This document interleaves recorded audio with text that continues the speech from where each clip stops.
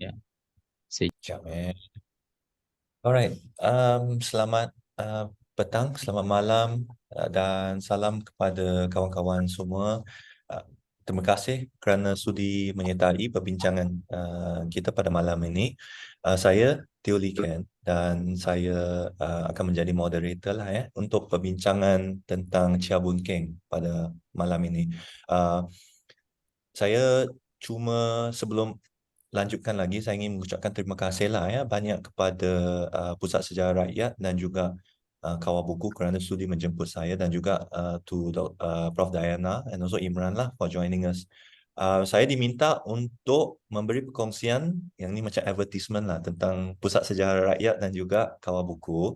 So bagi kawan-kawan yang mungkin belum pernah mendengar lagi ataupun baru sahaja dengar, Pusat Sejarah Rakyat merupakan sebuah organisasi yang membuat kerja-kerja pengarkipan, penyelidikan dan juga penerbitan lah ya.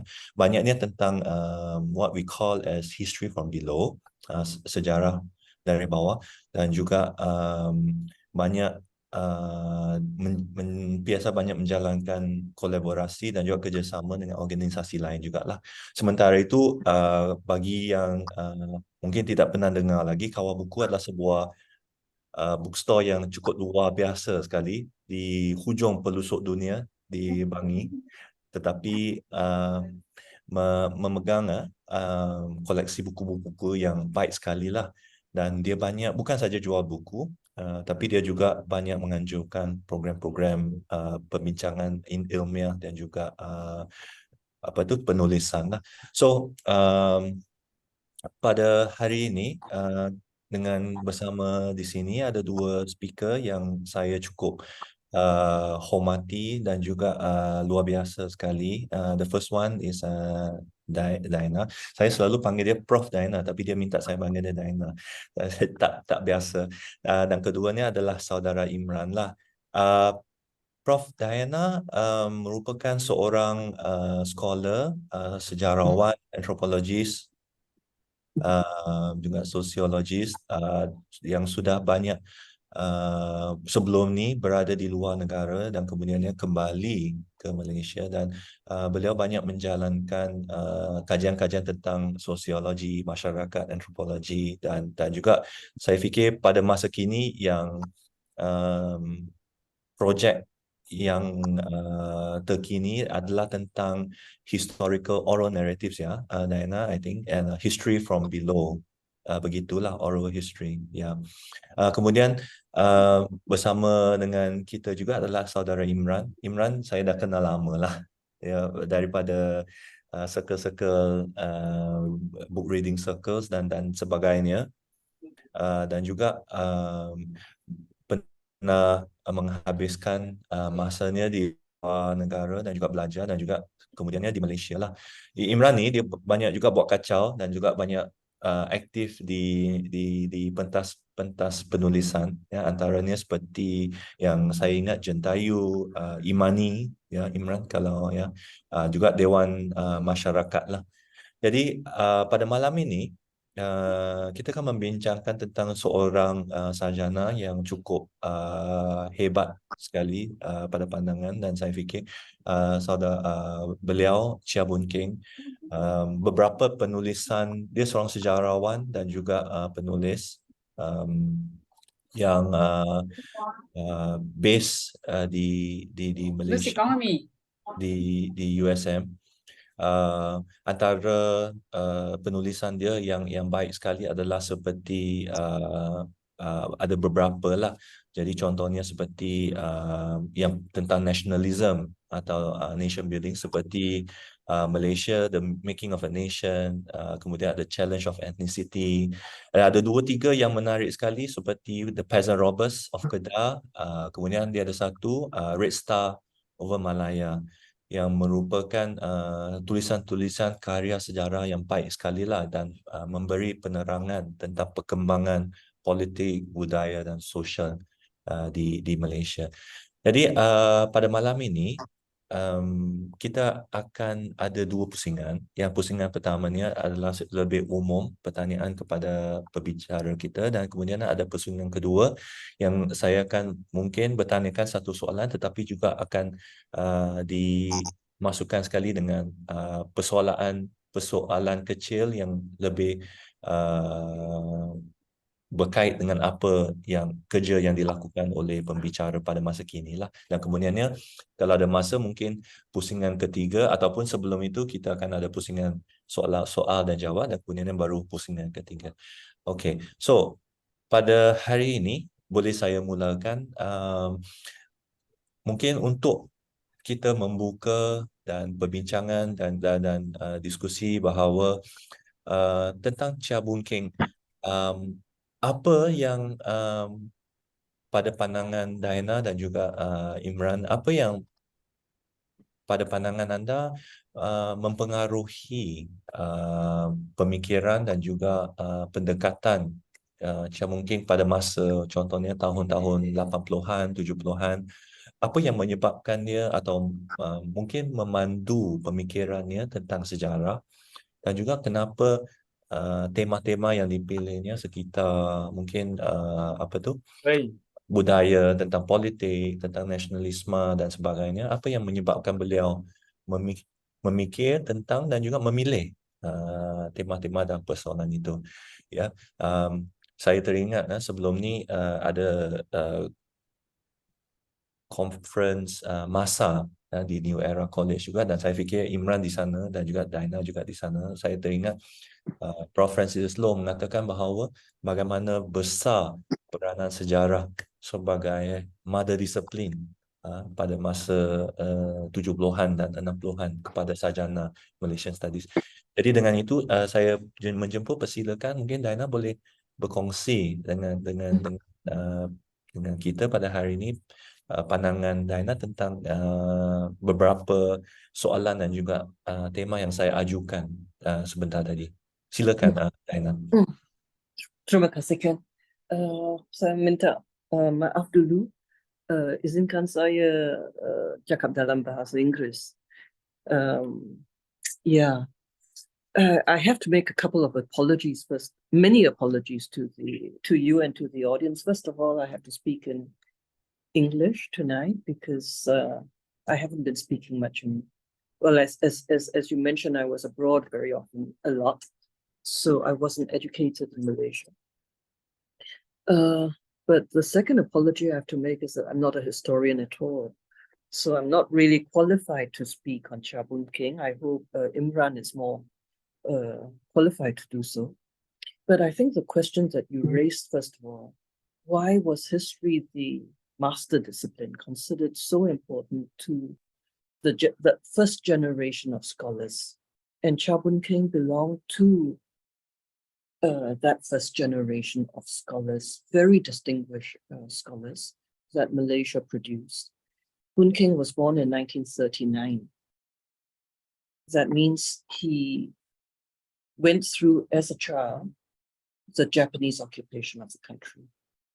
He experienced, I remember at a conference, he spoke of how he was sitting at the window of a shop house in Birch Road when the Japanese occupation ended, 1945, when the war ended and the British returned to Malaya.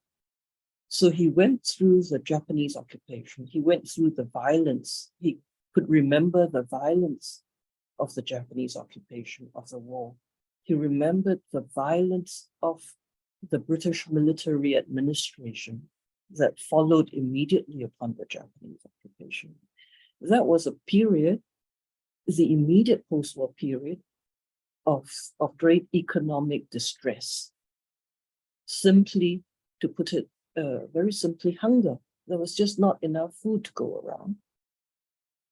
Black market smuggling, and that was the period for him. And I think that was one of his key concerns.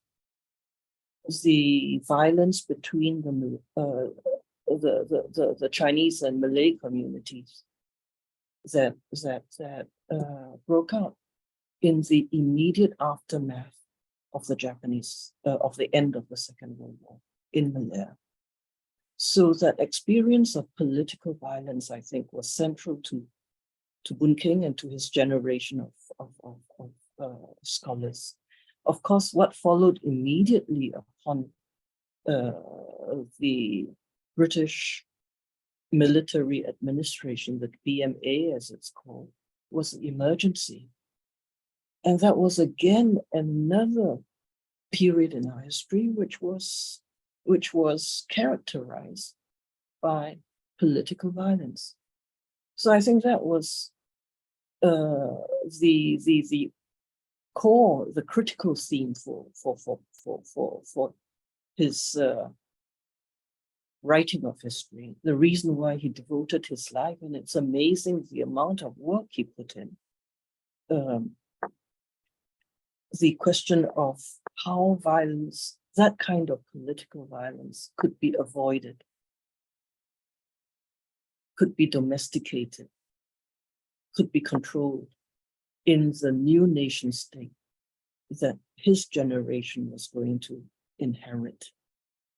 So I think, yeah, the key concern, you asked what were his key concerns as a historian. I think it was clearly the question of the nature of the nation state that the people of Malaya were to inherit from the maybe I would leave it at that first and let Imran continue.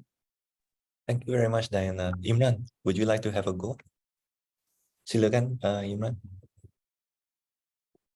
Oh, dia kena unmute. Minta, okay. Okay, sorry. The setups are very authoritarian in the sense that, for you to speak, you have to ask permission. Just kidding. This is not a political violence that Diana mentioned. Zoom, I think, has more freedom in terms of dictating speaking arena lah. Okay, saya pun nak mulakan dengan apology juga sebenarnya. Sebab, dan saya nak apologize kepada Diana dan juga kepada teman-teman yang hadir. Pertamanya, saya juga bukan orang sejarah lah. Saya datang daripada generasi yang tak sempat pun sebenarnya berjumpa dengan Cheah Boon Kheng. Cheah Boon Kheng, I think, meninggal dunia pada tahun 2015. Yeah. Dan saya masa itu mungkin baru tengah belajar. Adalah sedikit sebanyak baca karya beliau, tulisan beliau, artikel-artikel beliau dalam pelbagai bidang. Tapi jumpa tak sempat.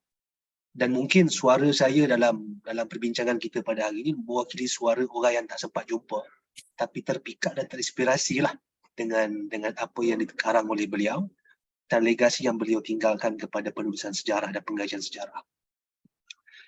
Yang kedua, saya kurang senang sikit dengan istilah mother discipline, mother of knowledge. Is a very Freudian thing. I think history, like any other disciplines, are basically equally important. Real knowledge, in fact, is interdisciplinary. Kita tak boleh faham apa yang berlaku di masa lampau ataupun sejarah secara umumnya tanpa kita appeal kepada bidang-bidang falsafah, bidang politik, bidang sosiologi. Dan ini juga kekuatan yang ada pada sosok Cheah Boon Kheng, kerana pengkajian yang beliau buat tidak terikat dengan bidang sejarah semata-mata, tapi beliau beranilah untuk traverse between disciplines and concepts and academic debates to be able to provide a meaningful understanding and analysis to any object that he's looking into lah. Berkaitan juga dengan sejarah dan kenapa sejarah merupakan satu subjek yang penting kepada generasi awal scholar di Malaysia dan juga di seluruh dunia. One thing that's appealing to me on Cheah Boon Kheng is that I think dia faham bahawa modes of histories are not just one single way of doing history. There are many modes of doing history. Sejarah berhubung dengan kita dalam pelbagai cara dan makna. Kalau sebagai orang individu, kita melihat kepada sejarah dalam arti kata nak faham siapa kita. Sebagai komuniti, kita nak faham siapa masyarakat kita. It's not just trying to decide, okay, what happened and then full stop. The meaning of history relates to us in many ways. And that is something that I feel like is captured in his very wide scope of interest. If you look at, for example, penulisan-penulisan artikel beliau, in terms of buku mungkin tak banyak dari segi penerbitan buku yang beliau hasilkan, tetapi tema dalam bentuk artikel yang beliau cover menyentuh soal feudalism, menyentuh soal nationalism, menyentuh soal women's history. Dan antara anak muridnya, ya Profesor Mahdi Musa yang di USM juga membawa legasi ini. Nationalism, ethnicity, the left especially as well. So these themes are something yang quite alive in our living memories as well. It's not something that happened in the past, but it's something that is very much closer to our heart lah, even today. Berkaitan dengan faktor yang mungkin satu benda yang Diana sebut berkaitan dengan political violence yang melatari pemikiran dan juga kerja-kerja intelektual Cheah Boon Kheng. Saya mungkin hendak emphasize berkaitan dengan soal satu fasa mencari Malaysia sebenarnya sekitar 70-an. Sebab kita lihat misalnya Cheah Boon Kheng dia dapat degree dia dalam bidang sejarah dan juga sastra Inggeris pada tahun 69. Kemudian dia bekerja sebagai jurnalis dan banyak melakukan coverage berkaitan dengan union dan antara 70 hingga 74 sekitarnya. 74 juga tahun dia dapat masters dalam bidang sejarah dan kemudian dia melanjutkan pelajaran di Australia dalam bidang PhD dan mula mendapat graduate lah basically pada tahun 1979. Beliau retire 1994 tetapi tidak berhenti menulis di situ sebenarnya. In fact karya terakhir, antara yang terakhir yang beliau karang ialah yang terbit pada tahun 2006 lah, berkaitan dengan Tok Janggut. So one thing that is interesting here is that his intellectual career in a way bermula pada tahun 1969. Dalam arti kata dia mula bergelumang dengan sejarah dan sebagainya lah. Dan siapa yang mungkin membaca essay The Writing of Indigenous History yang diterbitkan pada tahun 1996. Saya ingat juga Kawah Buku ada buat bengkel ataupun kelas pendek lah yang dikelola oleh KOI 2 hari lepas kot. So saya ingat juga Kawah Buku organize ni Minggu Cheah Boon Kheng kan. So ini program kedua sebenarnya. Dan dalam makalah tersebut dia ada menyebut bahawa 1969 merupakan satu turning point yang agak besar dalam wacana sejarah secara umumnya. Kerana sebelum waktu itu sejarawan Malaysia dan juga sejarawan di Malaysia, bukan saja Malaysia, di Malaysia, dan ini termasuk orang luar lah yang berada di Malaysia, mereka mula mencari-cari apakah maksud menulis sejarah Malaysia. Dan mula pergelutan antara pelbagai kelompok lah, ini boleh bincang lebih dalam pusingan yang kedua. Tetapi mereka cuba untuk trying to escape the Eurocentric gaze or the colonial gaze of writing history. And one of the proposal yang dikemukakan ialah the Malayan-centric history, or the Malaysian-centric history. But in a way, ramai sarjana dan juga sejarawan bersetujulah kita harus bawa agenda Malaysia. Tapi yang menjadi masalahnya, apa yang dimaksudkan dengan Malaysian-centric history? Dan bila apa yang berlaku selepas 1969, banyak isu berkaitan dengan misalnya Malaysian-centric history ialah Malay-centric history ataupun Islam-centric history yang cuba dikemukakan lah. Dan ini perik yang menarik juga bila kita lihat 69, 70-an, 80-an sampailah ketika waktu dia besar. We are seeing many important events in our Malaysian history. Antaranya debat kebudayaan kebangsaan yang berlaku. Antara lain juga seperti mana yang Diana sebut, the emergency period. This is the second emergency period that's happening here. 1948 sampai 1960 is emergency pertama, kemudian 1960 sampai 89 emergency yang kedua.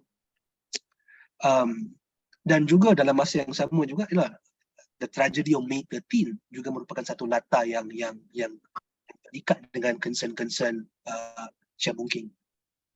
Satu lagi mungkin yang terakhir ialah the purge of the leftist movement.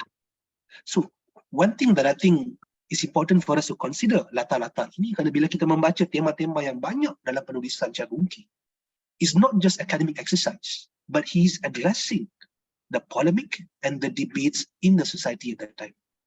And that to me is a mark of a true historian lah. Saya habiskan pusingan ini dengan satu quote daripada Howard Zinn yang saya pegang sekuat-kuatnya sehingga saya print t-shirt. Ini saya seorang yang ada t-shirt tu. Students are encouraged to go into history, but not to be lost in it like most historians do. And to be lost in it means to explore territories that are so segmented and differentiated or even further from the society. Dan saya rasa Cheah Boon Kheng sedikit sebanyak tidak sesat dalam kajian sejarahnya, tetapi sangat membumi dengan apa yang dicaknai oleh masyarakat setempat. Sekian. Alright. Thank you. Okay, can I say something Yeah, directly please go ahead. to Imran? Yes, please go ahead. Yeah. I think, Imran, that was great what you just said. And I think it is very important to bear in mind that Boon Kheng, I did not know personally. So I'm afraid, although I was old enough to have made his acquaintance and to have enjoyed his fellowship and his knowledge, I didn't. But I think Boon Kheng really, and that was characteristic of that generation, that first generation of scholars. It meant a lot to them to be part of the nation and to be the intellectual, to be creating the nation. But I think what I wanted to say was that quite apart, it's so that Boon Kheng, despite the broad range of interests that he had, the broad range of subjects that he researched, he remained actually true to the craftsmanship of the historian. He took great pains to explore all sides, to explore sources. And he was eclectic in his use of sources. Trained as a classical historian, a Rankian historian. You see his master's and his PhD was based on archival material, but he was much in his later work. You saw that he was what would you say? He was very open in his use of source materials. He used oral history interviews. He used newspaper accounts, etc. He used photographs in his study of Tok Janggut, for example. So he was very open in terms of discipline, in terms of subjects, in terms of the range of his, in terms of I would say it is quite striking in terms of his use of theory, his interest in non-Malaysian history. You know, many of us who work on Malaysian history would not be as knowledgeable as he was on Western history, for example, Asian history, comparative Asian history, African history. He was really, in that sense, an extremely well-read, but an extremely well-read historian. He was very careful about the way he wrote and the attention to I think, I don't know whether he used this word, Imran, but to objectivity. He took into account in his paper on the three approaches to history, Malaysian history, the Rankian, the empiricists, the constructivist, and the deconstructivist approach. But I think when I read him, I get the impression that in the final analysis, he remained true to what he felt was the craftsmanship of a historian. Okay, thank you. For the moment.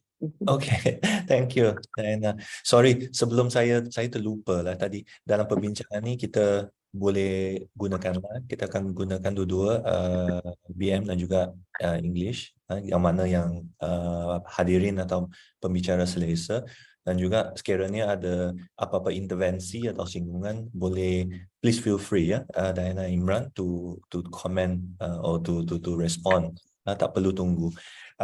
Dan saya fikir menarik sekali apa yang dibincangkan oleh Imran dan juga Diana tentang sejarah, tentang faktor-faktor perkitaran alam lingkungan yang mempengaruhi dia. Dan saya tertarik jugalah apabila Imran mengatakan bahawa peristiwa-peristiwa yang lebih contemporary dan juga berkait dengan kehidupan bukan saja dia tetapi juga masyarakat dan juga negara Malaysia itu sendiri. Ini bukan sejarah yang tentang 1000-2000 tahun dahulu, walaupun sejarah itu juga penting dan juga berkaitan, tetapi ini tentang seorang sejarawan yang peka dan juga ingin seperti yang dikatakan oleh Diana tadilah menjawab, menangani dan kemudian menjawab beberapa persoalan sama ada peristiwa atau teori atau pendekatan dan sebagainya. Jadi lanjutan daripada itu saya ingin bertanyakan kepada Diana dan juga Imran. Tadi Diana ada sebut tentang political violence dan juga beberapa peristiwa seperti penjajahan dan sebagainya, dan juga Imran ada mengatakan bahawa dasar kebudayaan dan juga peristiwa lain yang mempengaruhi cara perbincangan dia dan juga perspektif dia. Saya ingin bertanyakan dan juga mungkin meluaskan sedikit skopnya untuk tanya pada pandangan Diana dan juga Imran, dan walaupun disebut sekilas tadi, apakah polemik ataupun mungkin ada pertembungan sama ada secara nyata ataupun secara teoretis, ya, maksudnya dalam mungkin kehidupan awam ataupun dalam lingkungan teoretikal akademik yang wujud pada masa itu, dan apa kesannya kepada mereka yang terlibat. Contohnya, kalau pusingan pertama tadi, saya lebih khusus kepada Cheah Boon Kheng sendiri, Mendiang Cheah Boon Kheng sendiri. Pada pandangan pembicara, apa impaknya perbincangan ini bukan saja kepada sejarawan dan penulis, tetapi kepada pihak-pihak yang lain juga, seperti mungkin ahli akademik lain, pemimpin kerajaan ataupun pegawai ataupun ahli politik, parti politik. Bagaimana mereka menerima pertembungan ataupun pertentangan ini, dan apa kesannya kepada masyarakat. Tadi Imran ada sebut mungkin menyentuh sedikit sebanyak tentang dasar kebudayaan, kebangsaan, tentang 1969, 69. Jadi saya ingin mungkin minta pembicara untuk mungkin boleh memberi huraian yang lebih mendalam sedikit tentang pertembungan ini dan apa kesannya kepada sejarawan termasuk Cheah Boon Kheng, tetapi juga kepada orang-orang lain. Dan saya fikir ada satu lagi, minta maaf ya panjang, tapi satu sisi lagi adalah saya ingin kaitkan dengan gerak kerja atau kerja pembicara sendiri. Contohnya seperti Diana banyak membuat tentang oral history sendiri juga, dan juga tentang history from below, dan juga Imran menulis tentang gerakan-gerakan buruh contohnya, atau gerakan belia.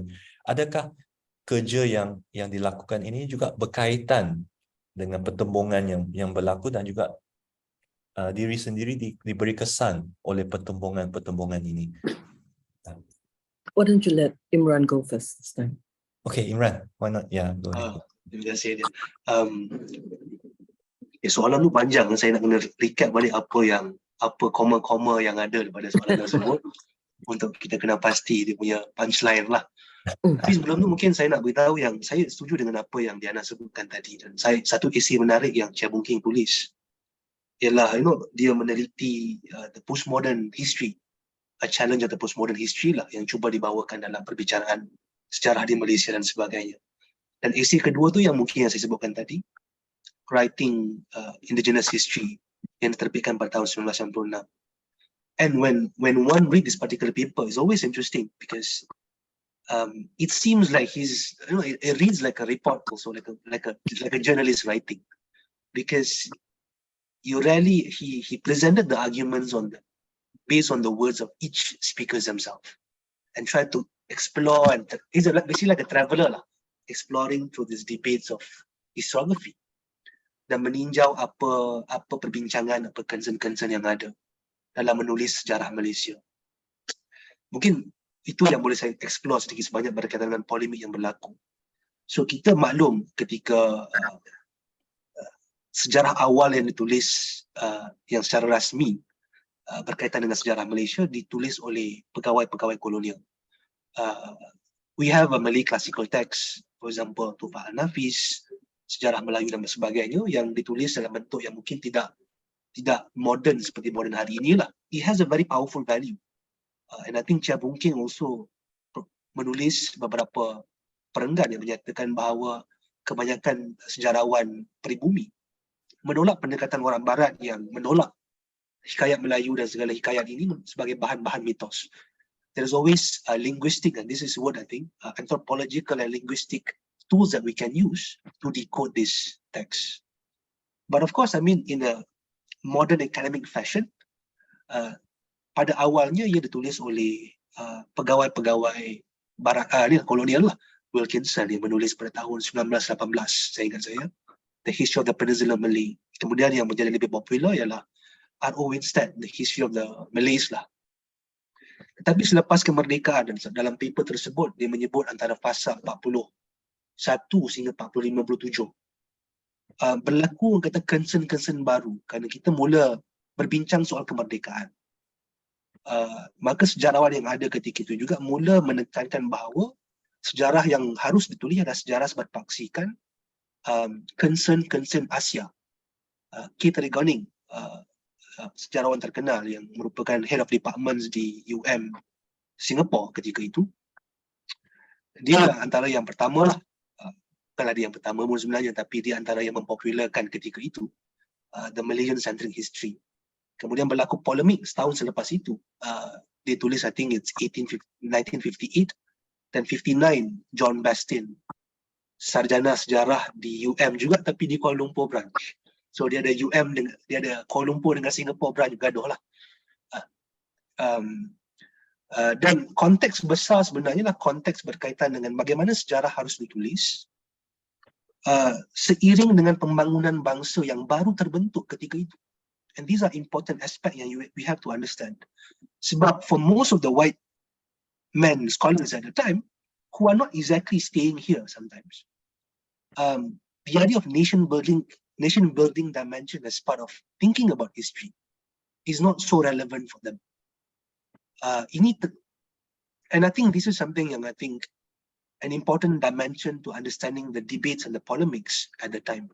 But of course, thinking about nation building is a very political subject. And not to say that one moves away from Eurocentric history does not mean that one produces a great history or a more accurate history.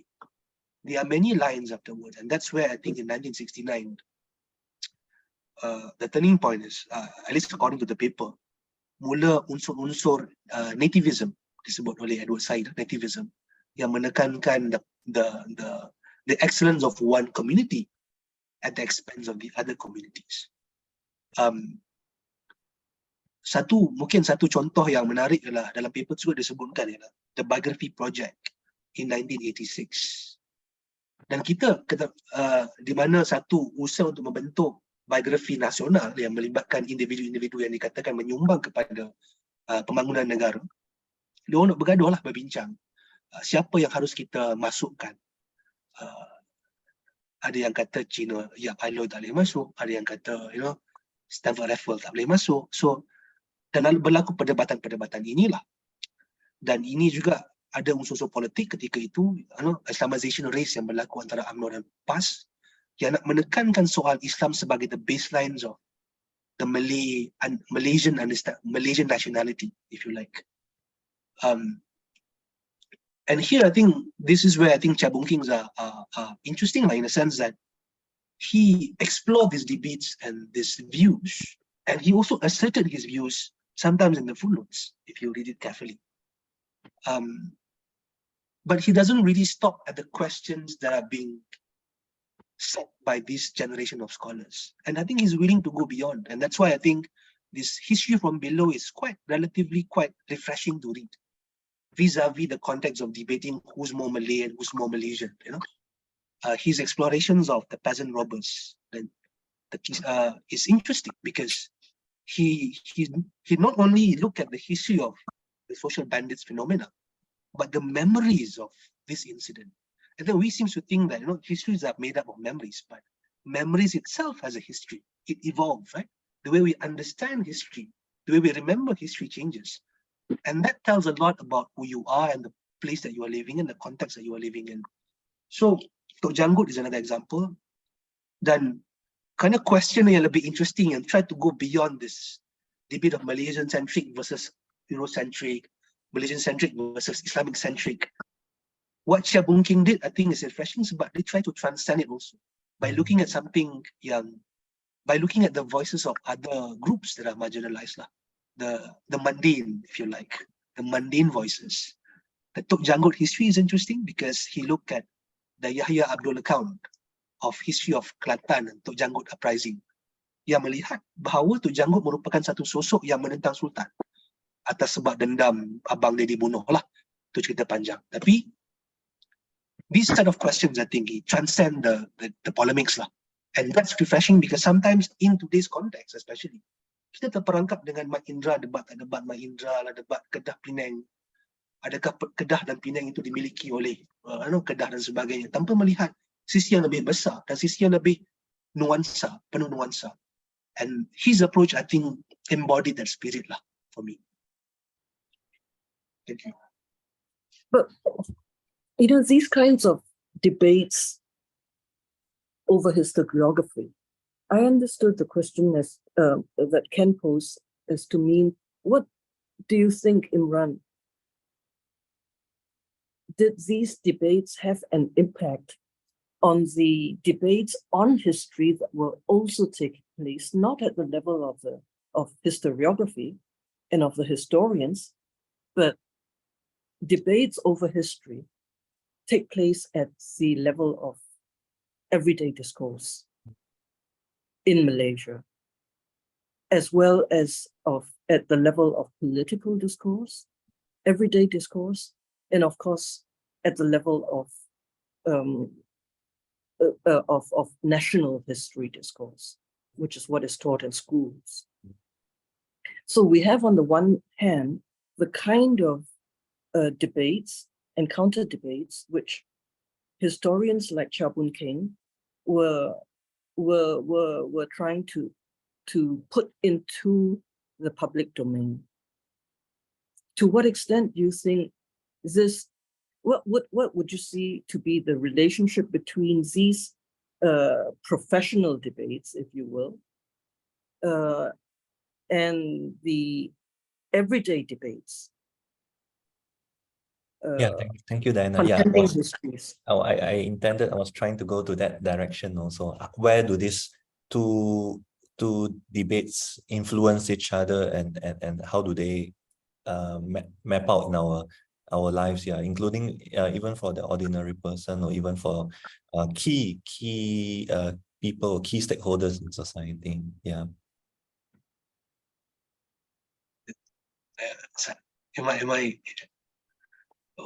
Am I supposed to answer that? Tapi tak apa, boleh sahaja. Imran ada. Because I'm actually quite keen to listen to hear Diana also. Yeah, because I don't want to speak too much also. Highlight, yeah. Too much of the space. Maybe Diana, yeah. Would you like to go ahead, Diana? Would you say a few things? No, it's something that I have been. It is a question that I would. That does concern me, the question of the relationship between these two bodies of discourse. And I think Cheah Boon Kheng did try to bridge the two worlds of discourse. Insofar as, I think Imran pointed this out earlier, he took the discourse that was going on in the streets, he took the discourses over history, on history, which were so apparent in the public realm, and brought them into the professional realm, so to speak.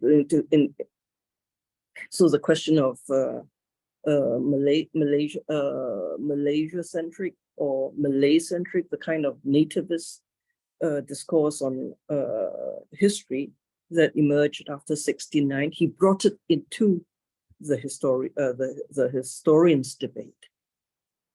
My question was, to what extent, or my concern is, to what extent these, if you will, academic discourses, what impact they have on the non-academic discourses. I think the very fact that Cheah Boon Kheng's legacy is being discussed the way that Imran has described it is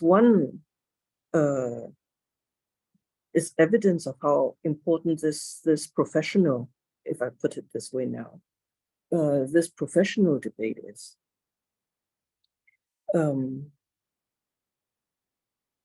But probably the problem is it does not reach far enough. And I think one reason is because of language. The debate over history is still too segmented, I think, in terms of the language in which it is conducted. So there is, even here in this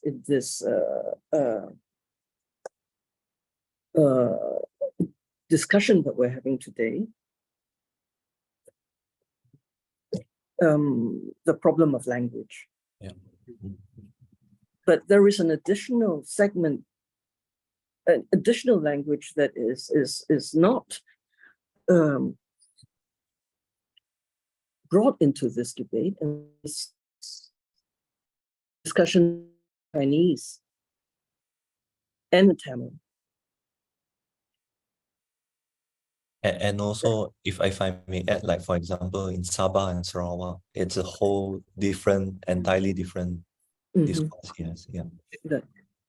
So that's one major issue, I think, and therein lies, I think, the importance of Cheah Boon Kheng too, that he tried to bridge this. But it remained very much a debate conducted in the English language. That's maybe the first point I would make. The second point is, I think Imran is absolutely right. He, in his work on Nayan, on social banditry in Kedah, in his work on Tok Janggut, he found a way out of that ethnocentric discourse that has entrapped all of us all this while, in talking about a history from below, in talking about groups people who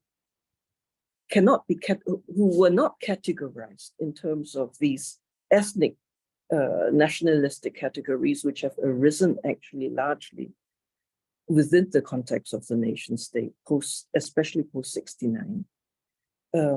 He found a way, or he showed a way, of addressing historical issues in terms of present-day historical issues outside of the ethno-centric categories that we invariably use in historical discourse, especially in the public realm.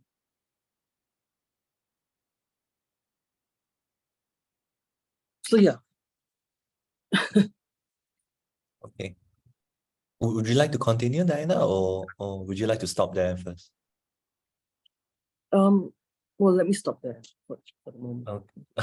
All right. Maybe for now, unless Imran has anything to add, ada Imran?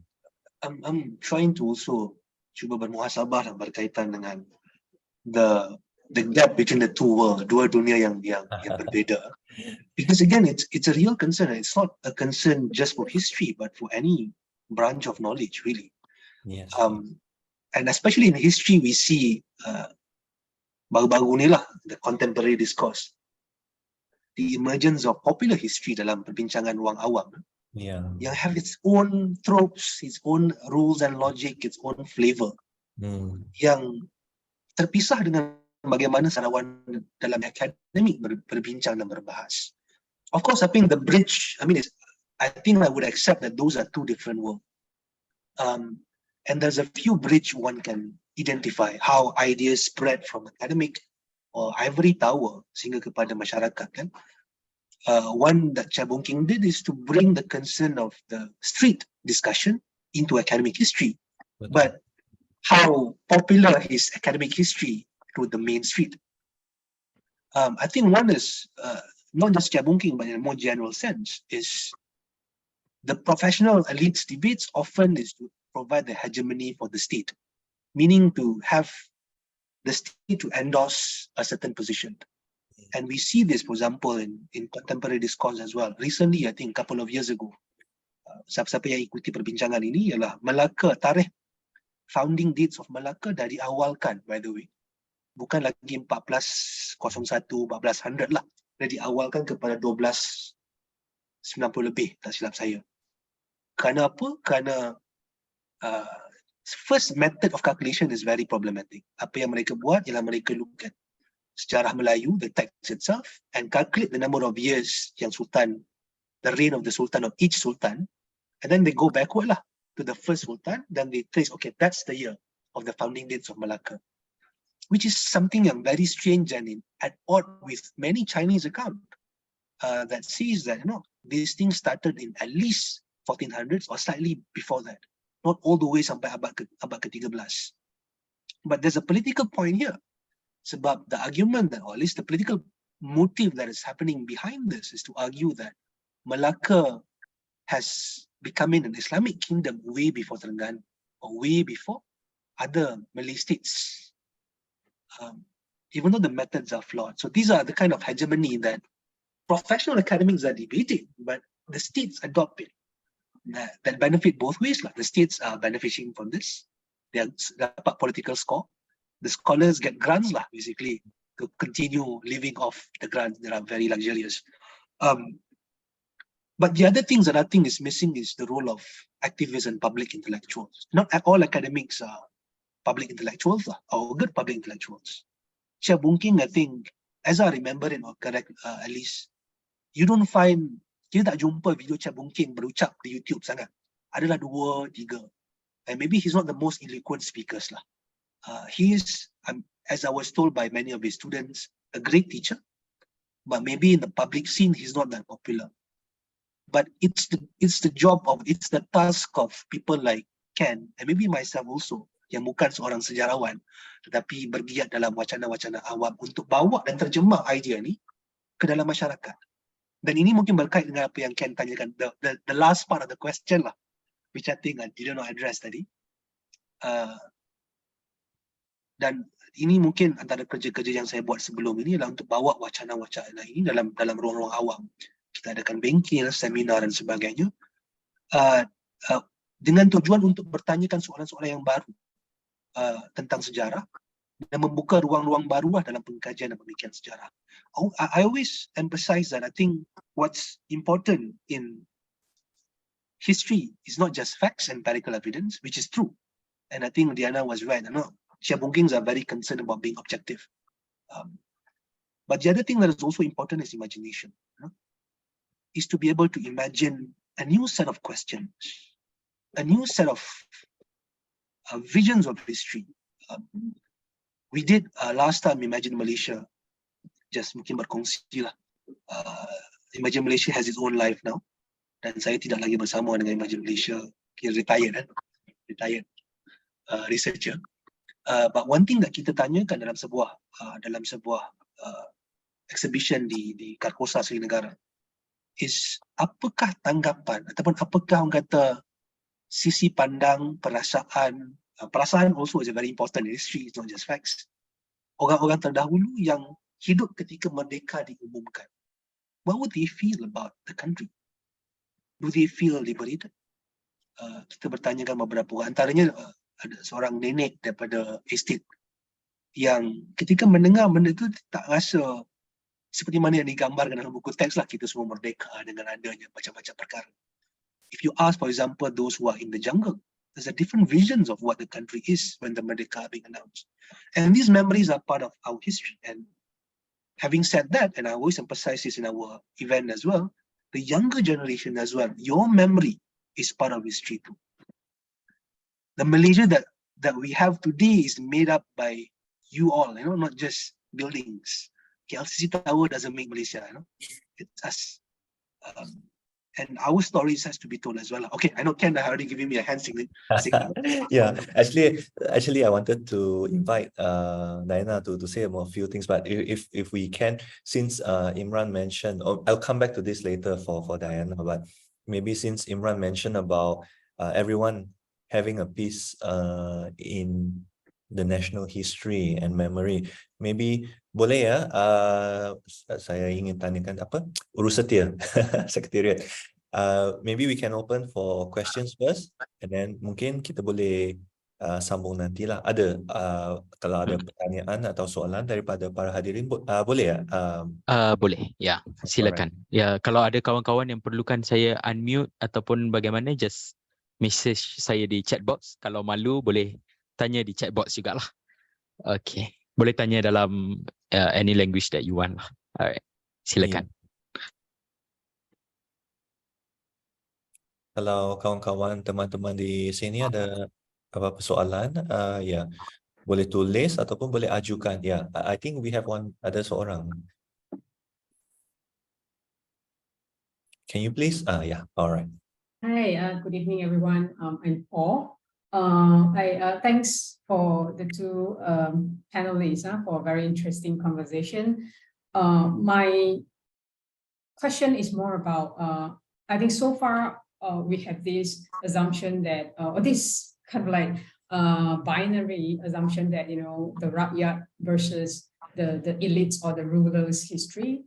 But then what if the rakyat is not homogeneous? It is full of diversities. You have people who are pro-regime, and then you have people, who are fighting against the regime, and so on and so forth. In your readings of Cheah Boon Kheng's work, did he mention anything like that? And how did he deal with that kind of differences among the rakyat itself? And related to my first question, my second question is not really a question, but also my own observation. Because recently I realized that oral history has become a buzzword as well. And then I noticed that there are people who are using the method of oral history, but their narrative can be very conservative. And what are your thoughts, or have you come across anything that Cheah Boon Kheng talk about this in his work? Thank you. Thank you very much, Paul. Zikri, bagaimana? Kita kumpul dulu atau kita boleh terus jawab? Bergantung kepada Ken sebenarnya. Okay, since ada dua bahagian, mungkin saya minta dulu lah minta pembicara untuk respond dulu. Diana, would you like to? Yeah, I think that was a key question for Boon Kheng as well. And he wrote this paper on writing indigenous history, where this was the central question: who is the rakyat? As Imran said, there has been a nativist turn since '69, which has, and that is the official history, that is part the present that controls the past, that defines Malaysian history as essentially Malay history. Boon Kheng writes in this indigenous, he reviews these various positions actually quite as objectively as he could, but he makes one key statement in this paper. He considers indigenous history. I mean, the question is what constitutes the indigenous population? And he said quite clearly that the indigenous for him would be all the people who constitute the people of Malaysia at this time. So that is probably one of the most critical questions today in history: who belongs to the nation? I think Boon Kheng then tried to answer this question by then writing the history from below, which we will discuss later, I suppose, Ken. So I'll leave it at that now. Although, yeah, I'll leave it at that. We're going to. Okay, Diana. Okay, Imran, you want to continue? Just a short comment maybe on the questions. And I agree that I think the terms rakyat itself is homogeneous. I mean, it's treated sometimes as a homogeneous term, because the reality is there are many rakyats and there are many types of rakyats. And obviously, I think the parameters that are being set typically when we talk about the history of rakyat versus the elite often frame as a discourse, a counter discourse against the state. And this is relevant, I think, in the early generations, especially when the states are very much in control of the narrative. But today, I think, is a bit different, because with the rise of technology and the social media that we have, this narrative is no longer in control but controlled by the state. It's actually not the domination of the states purely. There are many forces at work that are beyond the state, that sometimes the state had to react. And from a political scientist perspective, these are the things that's happening at the time now. Islamization is a good example. In the 70s, the Islamic narrative for Islamization forces yang berlaku is a top-down in many ways. The state imposes a narrative through institutions and through mahkamah and everything. But today, I think the Islamization is, it's not just top-down, it's right, left, bottom up, all kind of sides is going out. It's coming out right now. And that reflects in our understanding and our concerns about history as well. Second, I think with the issues of Cheah Boon Kheng's treatment on this, I think as far as I know, again, this is something that I don't read all of his works. I don't think he actually set his writing as if it's rakyat versus the elite. His treatment on the peasant robbers was looking at a specific communities in Kedah. He's looking at Panglima Nayan or Nayan and Saleh Tui, dua figura dalam social banditry ketika itu. It's 1900 to 1915, I think. And what he was saying is the reflections of the story of Panglima Nayan is a reflections of Kedah people at the time who are protesting against the lack of control and administration and the lack of control by the state to make sure that there's no criminal activities happening on the ground. And many other issues. The same thing with Tok Janggut as well. If one read Tok Janggut, the book, carefully, he wasn't talking about the view of the rakyat is always anti-monarchy or no, there are many segments. In fact, the version that he go through are multiple versions. The Yahya Abdullah account is a version, the earlier version in 1955 published. Something to indicate some protest against the Sultan. But the later version by the state is different. And the later version by Sastrawan is different. And they all carry their own sort of, I wouldn't say interest, but understanding of the past and visions of the past that is manifested in their writings. And that indicates at least a more complicated and nuanced understanding of the below, if you like. There are many forces within the below. The second question on the conservative accounts. It's true that I think then this is a new trend dalam sejarah kita juga, where oral histories are being coined as the way to go, but more often than not, these are a very biased and selective account to push forward a conservative agenda sometimes. And you see this sometimes, especially in the field of popular history. And academic history, I don't know much about whether that's being done. And maybe Dr. Pohyong can share this more. But in popular history, you see this trend, where pakcik saya kata komunis sekian, and these are the narrative. Again, to deny their accounts is a form of silencing in history, which I think is not productive. But it's always important to contextualize the account, I think, to know where this is coming from. And some accounts are as they understood it. I mean, we can always contest oral history as any oral history. It doesn't matter where it's progressive, conservative, and whatnot, whether they actually making a truer account compared to other evidence. And there's always some judgment that we can make. But these are also an account, and there's always, I think, some need to contextualize it, because if we contextualize it, like Cheah Boon Kheng did, you understand where this is coming from. You understand what are the socio-economic factors and the political background and the societal background that feed this narrative. And that to me is illuminating and inspiring as well, and quite practical and relevant in terms of combating extremism and radicalism in the society. Thank you, Imran. On the second question, Diana, would you like to say some things also on how conservatism and oral history? Well, the Rakyat is diverse. The Rakyat is diverse not just ethnically, the Rakyat is diverse politically.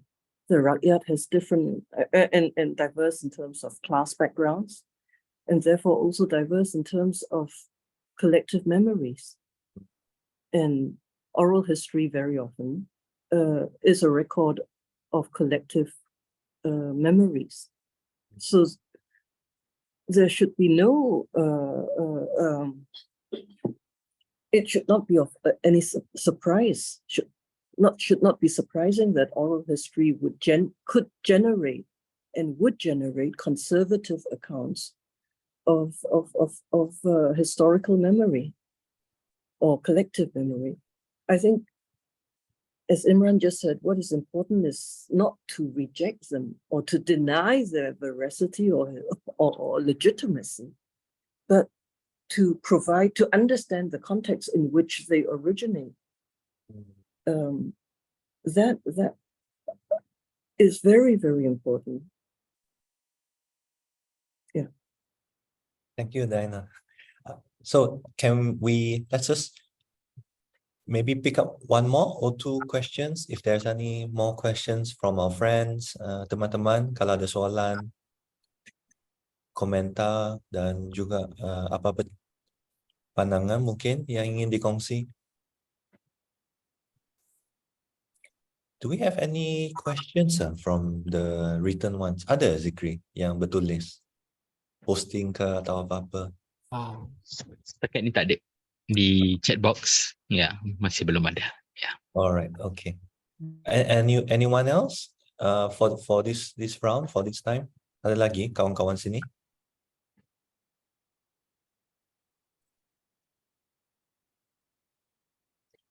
Yeah, but maybe Dr. Paul could say could say some more about her concern about these conservative oral histories. Sorry, ada dari Karissa Lee. Clarissa, mungkin. Clarissa, please, silakan, please go ahead. Hi. All right. Yes, thank you very much for this.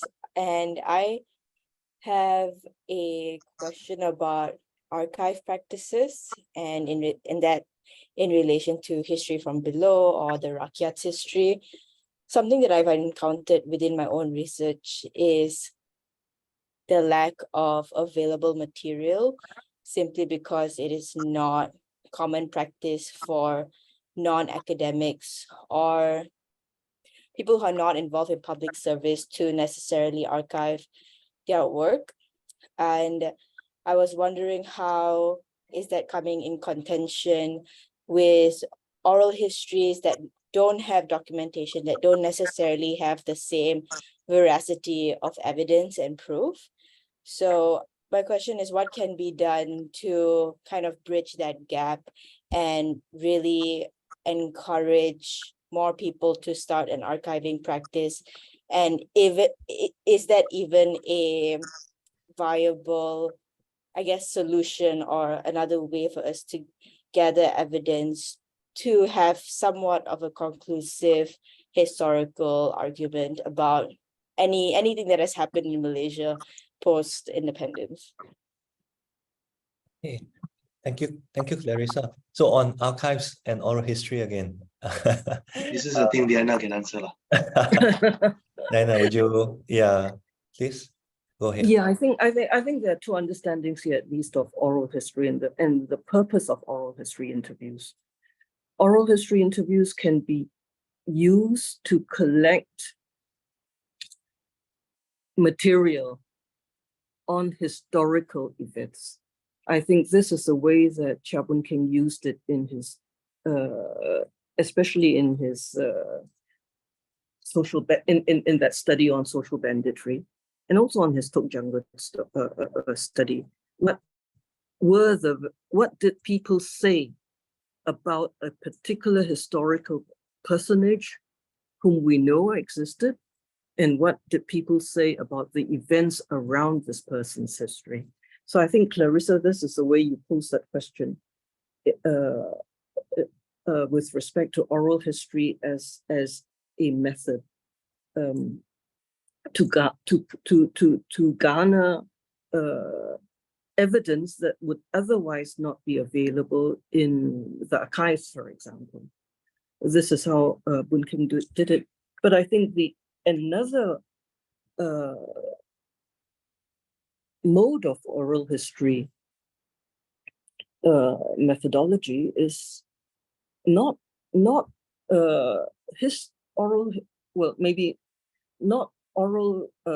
interviews, oral history interviews in order to get information about an event, but biographical interviews. That would be oral history in order to get not at the collective memory, but at the individual memory, the meaning of the individual life of the person that you would interview. That stems from another understanding of history from below. An understanding of history, I think we go back to the question of who is a Rakyat, and what would a history from below mean? The Rakyat, this is in a paper that was in a collection that Cheah Boon Kheng edited on historiography in new approaches in Malaysian history. The paper by Paul Katroska, in which he said, basically you have the understanding of history as a glorious history. We need a glorious history. That should be what, maybe not even the state history, but even alternative history have been a history, an attempt to record the history of heroes, and even the bandit as a hero. And therefore, information to construct a glorious history of heroes on the one hand, and the binary would be, in Kratoska's terms, that history is actually made by ordinary people,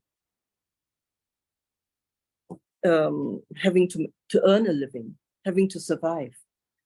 In the history of ordinary people as a history from below, starting from the struggle of ordinary people to survive and to live together. Oral history interviews could be the collection of such stories, not of heroes of the state or counter-heroes, but histories of ordinary people. I would call them kacang putih stories. And that would be approaching a vision of history that draws on the mundane,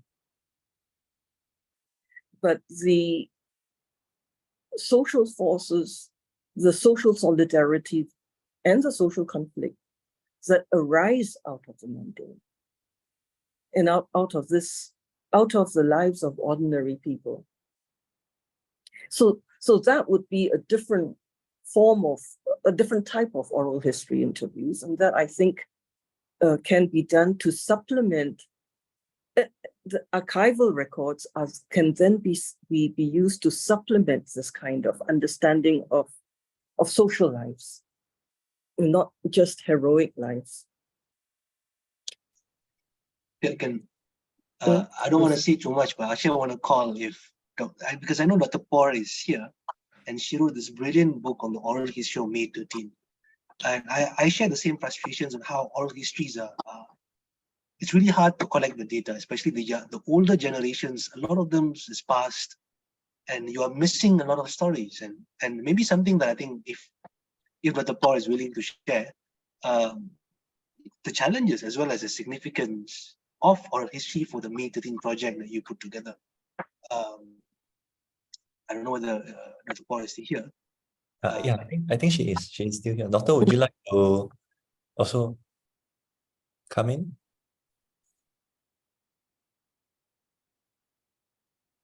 Okay, thank you. Yeah. I was trying to tell Yeah. Zikri to unmute because I couldn't unmute just now.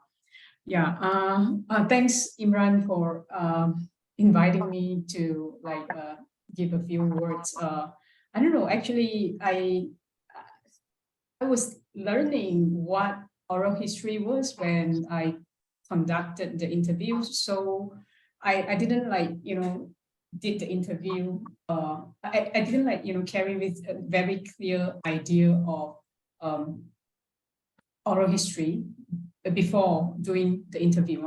So the biggest challenge is actually for me how to present their narratives. Like what the word that both panelists have repeatedly said, there were a lot of mundane stories when they narrate their stories, and there were also views that I disagree with. But then in writing up that book, in publishing that book, we try to include everything, including views that I personally disagree, narrative that I personally disagree. And this goes back to the idea that both panelists have talked about, the Rakyat are actually very diverse. And then how can we, what constitute the nation are actually people who are so diverse, and including people who have very different views and perspective of May 13 incident. And because they happen, to be in different places, experience different things, and witness different things, and these are all the history of May 13, and that's basically the idea. But then oral history can sometimes become an instrument or even a tool, as far as what I have observed, to heroicize again, or even to canonize certain personality. And these are the things that I think I will always take a more analytical distance, and when it comes to my own writing, I would rather, try to understand where does that kind of narrative comes from, or whether, they are problematic, or whether they are conservative, or whether they are pro authoritarian regime or something like that. Yeah, I don't know whether that makes sense or not. But I think that's a very important point that you have just brought up, Hong Hyo. That history is not just about the data that we receive or we gather. It's also about the way we write about the data that we think we have gathered. The process of writing in history is I think probably as difficult as you have just made it out to be. And I think Boon Kheng was very aware of this. When you see the way that he writes about historiography, that is perhaps why that the academic debates about historiography are important, because it's the writing of history that very often is much more difficult than the gathering of historical data, whether from oral history sources or from the archive, which is problematic enough as it is. Okay, thank you, Diana. Kita ada we have one or two questions rather from the chat box. If I can read, which contemporary scholars or authors do you feel continue Cheah Boon Kheng's intellectual legacy? That's the first one. The second one is in terms of oral history books that the panelists would recommend as good examples as a guide for writing history. So two questions, they are on the chat box. Imran or Diana, would you like to take them up? On the oral history book, I think Diana would have better answers for that. Because again, I'm not a historian by profession, and I don't do any oral history in a serious way as well. I'm mostly a reader of history, really. And at least the first question, it seems to me, in terms of continuing the Cheah Boon Kheng's legacy, one thing that I'm always trying to be cautious of is when we try to find the genealogy of scholars, right? This genealogy of the traditional scholars, where these traditions are being relived in other generations, is not to find someone who mimicking the predecessor. I think mimicking is something. You don't have to mimic Cheah Boon Kheng to continue his legacy. That's what I'm trying to say. And if mimicking is exploring the themes from a vast scope of themes, as well as be able to explore and ask interesting questions, those can also be found outside of history. It could be in political science. It could be in other fields of disciplines as well. In history per se, if there is one name, that's so difficult. Can I come back to that? I have no name actually in mind. Okay, the fact that I think Cheah Boon Kheng, the figure like Cheah Boon Kheng, is able to write so meaningfully on very vast scope of topics is a feat in itself. I think we are living in a very specialized age where our historians or social scientists are very much now zooming in instead of zooming out, and they are basically quite focusing more narrowly. Those are I think those are the spirit of the time, if you like, of our day, which makes it a bit more difficult in terms of comparing the sort of style that Cheah Boon Kheng did to the present context. But again, Kohin, you are working on oral history project, and I hope that maybe you can be the carrying the legacies of Cheah Boon Kheng and asking interesting questions about what's happening on the ground, as well as what's happening in history from the oral history perspective as well. On oral history books, I leave it to Diana to recommend a couple of books. No, I would love to learn more about this as well, actually. I don't know where I got the reputation for being an oral historian, because I am not. I don't. Certainly not. This is the myth. It's a myth. It's another myth that has to be historically very double checked. No, so I'm afraid I don't have any books offhand, any names of books offhand that I can recommend, because I really have not been doing oral history. My background, my interest in oral history interviews came from a very different context. I started doing biographical. It was an interest in what in German is called Biografieforschung, research into life history. So it's life history interviews that I was doing, and life history interviews of refugees in this particular case. But it's like Hyung Ho's book, Dr. Po's book on the May 13th. On May 13th, they were ordinary people. The life of ordinary people, as they are impacted by great collective events. So that was the perspective from which I got into. I developed an interest in oral history. But yeah, the question is to who today would be of the same stature, asking the same kinds of questions, or different kinds of questions, but of the same degree of imagination as Boon Kheng, and doing work with the same degree of professional commitment as Boon Kheng. I'm also actually at a loss to say. The person that I would the name who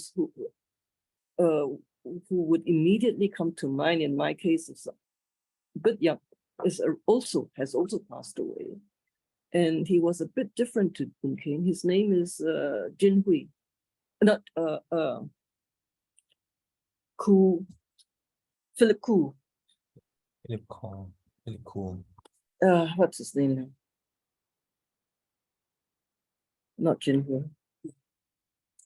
Sorry, the name just escapes me. But I think the problem really, one problem is that there are more academics have become public intellectuals. There are more public intellectuals than academics. And that's why we do not have people of the stature of Lim Boon Kheng today. Koo Kay Jin. Okay, then. So is that is Koo Kay? Koo Kay Jin that I was thinking of. Okay. I was informed by the organizers that we should wrap up soon. So thank you for the questions. I hope the responses by the panelists address, if not all, but at least, we have one more. Macam mana urus setia? Boleh ambil lagi. Ni ada kawan Tan Chi Seng bertanyakan soalannya. Boleh teruskan. Okay, please. Boleh unmute dia tak? Okay. Okay. Good evening. To organizer, actually, I'm Tan Chi Seng from History Section, Universiti Malaysia. I just to share some meet-up and also some experience I met up with Prof. Cheah when I was in the History Sections, School of Humanities, Universiti Malaysia. Actually, what I found that because I entered USM during my undergraduate days around 2000. That time, Prof. Cheah actually he retired. And then later in 2005, I completed my master dissertation. He was one of my panel for the YVA member in my panel. And then later, actually, I chatted with him for several times when he was in USM as a visiting professor. I found actually one of the strength, or maybe semangat, and also how his spirit of conducting history research is, he's very calm. He was very calm. Very calm and very every time he will smile with us to us. And also he will ask us several questions, why and how, and what should you conduct research in any way. So he was in a way trying to let us to know and try to inspire us what the way we should go for. So the spirit of calmness, happy, go lucky for Prof. Cheah. So something else maybe helps him, to come up to so many publications. And then when actually later, when I went to NUS to pursue my PhD, that time Prof. Cheah was invited by history department at NUS as a visiting professor. And at that time, actually, the professor, because I currently at that time I studied at Department of Chinese Studies, that time, Professor Usaha. I found that actually Professor Usaha was his student when Prof. Wu came to Penang to do his research work for around maybe several months. So at that time, actually, I heard that from Prof. Wu that Prof. Cheah actually tried to guide him to do also like the fieldwork. Research about Kedah and also Penang Chinese, Kedah and Penang Chinese before apart from archival sources. So then later, Prof. Usaha came up with his one of his very important books, The Chinese Business in the Making of Malay State, 182 to 141, Kedah and Penang. That book was published by NUS Press, and that one is also credited to Prof. Cheah. So I found that actually Prof. Cheah actually gave a lot of some legacy of how to conduct research, apart from oral history, also this field work. And one of the, actually now in our history section, we have a unit Sejalisan. Unit Sejalisan being under the guidance of Prof. Mani. Prof. Mani is going to retire in 1 to 2 years' time. So actually currently Prof. Mani also guided us, these unit lecturers, to do some also some Bankil and also some this unit Bankil Sejalisan. And now currently is being taken over by Dr. Noor Hussein, because I think last 1 or 2 weeks ago, Dr. Noor Hussein from my sections has given some Bankil about Sejalisan, I think 1 or 2 weeks ago. So I think that's something else we try to continue the legacy of Prof. Cheah through unit Sejalisan. Actually, for all these three, sometimes I'm not so encourage my students, especially if they are rushing to graduate, to go for, because we need to go through IT committees. IT committees will take some time, up to 6 months or 1 year. So sometimes it's quite a lengthy waiting for the IT committee to pass your questions before you could proceed to insert into the thesis. This is some of my sharing about Prof. Cheah. Thanks. Thank you very much, Dr. Tan. Thank you.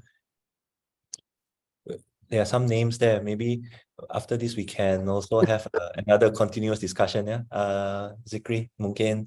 Yeah, and friends who are interested, maybe we can have another session, or maybe like what he shared on workshops to Reading group lah. Yeah, reading groups, Imran.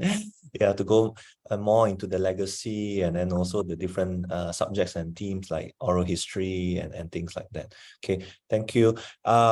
I'd like to wrap up the session. But before that, may I just maybe invite Diana and also Imran to maybe like one or 1.5 minutes to give some concluding sharings or remarks. Well, I think I learned a lot from this session today. I think perhaps the greatest, for me, the most important legacy for Boon Kheng was, of Cheah Boon Kheng, was how he related his professional work, the professional commitment, to his political commitment to the nation. I think that comes through very clearly for me in the work that he does, and he did it so well. That would be for me his abiding legacy. Again, for me, it's a short one as well. I will take this opportunity to thank the organizer, Ken, Diana as well, for the fruitful conversation. I'll end it with one reminder that I always remind myself, and I like to remind others as well. And the same quote that Howard Zinn mentioned just now, we are all entitled to go into our past and our history, but not to get lost in it like most historians do. And to lose in it is to basically get so disconnected from our present concern. And that's something that I always remind myself whenever I embark on any new topics or new research, is to make sure that I'm not lost in it, to the point where I'm totally divorced from the political, societal, as well as, activist commitments on the ground. Because who we are, if not a member of society that are doing research and anything as part of a collective will to make it better. That's for me, maybe. There's the hand. Valerie. Zikri, General Zikri? Yeah. I think it's okay, santai-santai just now. I'm okay to stay also.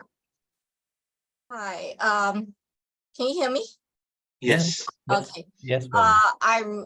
I'm just here to actually Cheah Boon Kheng was my uncle by marriage, and I've attended this to actually I'm so glad that I did, because I can see that his legacy is being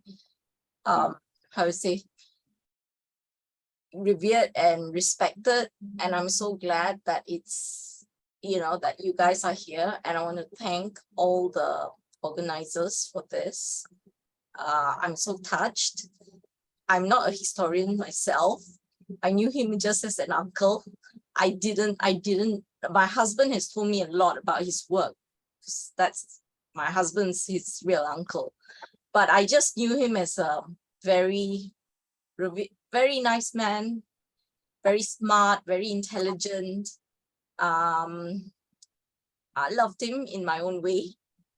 And of course, his loss was very difficult for the family, myself and the family. So I'm so glad for what's taken place here today. And I'm so glad that I knew and I could attend. And I think the family would be so proud as well. Thank you so much for doing this. Thank you so much. Thank you, Valerie, for Yeah, sharing. thank you, Valerie, for sharing and attending. There's one more. Ada dua lagi. I think it's okay. Why not? Yeah. Yeah, siapa? Lusun and also Stephen. Yeah. Hi, I think Stephen Leong is actually Steve Leong. I think my father's friend. But nevertheless, my name is Lucian. I'm actually the son of Professor Cheah. I'm not sure if how would I put it? It is a very good honor to meet you all, and it's a very nice thing that you've remembered him throughout these years. That he has passed away in 2015. Yes, thank you for remembering. And also, I guess there was a question of why he's writing like a journalist. Earlier, Imran mentioned it's because he was a journalist at the New Straits Times before. I'm not sure whether you all know that. So, but anyway, again, it is a pleasure and an honor to meet you all, and I thank you very much for organizing this. It's also been quite a ride that I've heard a lot from all of you. Noting what his sharings with you all and teachings with you all have contributed to where you are and how you are today. And from the family, I thank you from the bottom of our hearts for remembering him, and we hope to maybe meet up again in another day or something, and you can ask me questions later if you want. I will answer what I can, or if not, I think Valerie has said the rest of it for the family. With that, I bid you all a very good day. Thank you. Thank you so much, Lusun. Thank you. Stephen? Boleh tolong dia punya ni, unmute dia. Sebenarnya dah apa? Us to unmute, but then maybe he wants to do it by himself. Yeah. Oh, okay. All right. Okay, now it's working. All right, cool. My apologies. I'm a dinosaur when it comes to webinars. I came in late, rushed from another meeting earlier, AGM. So what I just want to say is this, that when I think of Cheah Boon Kheng, and I've known him since early 70s, and Cheah Boon Kheng was my student at the University of Malaya. I'm mentioning this not to blow trumpet or anything, but to say that I've known him for so many years, and when we were in we strongly recommended for him to go to do a PhD in Australia. And he was in very good hands with Professor Anthony Reid. I'm sure all of you know about him, and who was also a member of the University of Malaya. And ever since then, I've been watching Cheah Boon Kheng, and I find that it is, in fact, a joy to be able to see a student completely surpassing his teacher, lecturer, and moving way ahead. So as it turned out, I've had to learn a lot from him. My field is not Malaysian history, East Asia, and then I got into think tank work with ISIS Malaysia. And so I've learned a lot from him. And I've always found that he was a man, a very principled person. And for me, that is a very personal legacy of Cheah Boon Kheng, which I like to bring up. Thank you so much for the opportunity to voice this. Thank you so much, Stephen. So thank you, everyone. Yeah. Just one. Now that the family is, I just want to see. No, when Cheah Boon Kheng passed away in 2015, I remember feeling so saddened by it, and I remember writing a short eulogy on my social media. saying that he's the man that I truly want to meet and say thank you. I never got the chance, and hear that if there's a family members, I like to convey my thanks finally, because I think without him, I don't think I'll end up where I am, doing what I am today as well. So thank you very much to all the family members. I can't emphasize how much of an influence he is to me, in many ways. So thank you. Thank you, Imran. So yeah, I thank everyone so much, family members and also everyone else for joining us, family members for sharing their thoughts and also their knowledge and also experience. And also to our friends who've joined this seminar, thank you so much. To Imran and to Diana, thank you. Myself, I have, as Imran said, I think many of us, we would not made it through, many of us in our fields of interest would not have made it through without reading Cheah Boon Kheng. We will definitely read Cheah Boon Kheng, whether it's on his articles on left-wing nationalism or feudalism, or his books, and of course his many other articles and edited books. So thank you again. I'd like to take this opportunity. It's a big privilege, berbesar hati kerana dapat bersama di sini. Thank you to the organizers actually, Kawah Buku dan juga Pusat Sejarah Rakyat for having this. May we have this, may we continue this conversation and hopefully our friends and students who will then continue his legacy and also his ideas, pursue and do better and greater work for our society, for everyone else. So thank you again for joining us. Terima kasih. So good night and hope to see everyone again soon. Thank you so much.